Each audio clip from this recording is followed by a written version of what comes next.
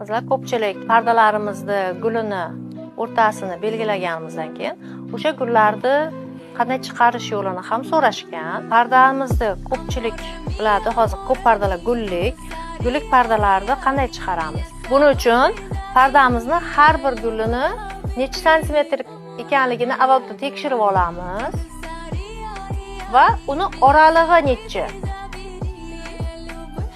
Mana shu, mana bu yer masalan 30 santimetr.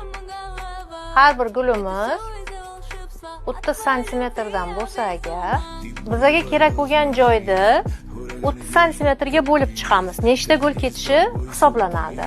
Masalan, 2,5 metr joyiga 30 dan hisoblasak agar 8 ta gul tushadi. 8 ta gulimiz 240 bo'ladi.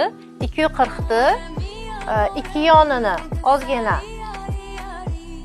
5-5 qoldirib, qolganini zich joylashtirib chiqamiz va buni oralig'idagi masofa bu gulni tagiga skladka bo'lib kiradi. Bu gul bilan bu gulning orasi 30 santimetr, ko'ryapsizmi? Mana shu 30 santimetrni siz skladkaga kirgizib olasiz. Mana bu ikkita gulni bir-biriga yaqin qilasiz-ku, ikkita gulni bir-biriga yaqin qilganingizda, mana meni gulim masalan 40 santimetr deyaylik. Men 40 dan bo'lib chiqdim. Buni orasidagi rastoyaniyni skladkaga kirgizib olasiz. Shu yo'l bilan parda gullarimiz chiqariladi, hisob-kitobi va nechta gul ketishini hisoblasak bo'ladi. Yanada qiziqarli ma'lumotga ega bo'lishni xohlasangiz, obuna bo'lishni unutmang.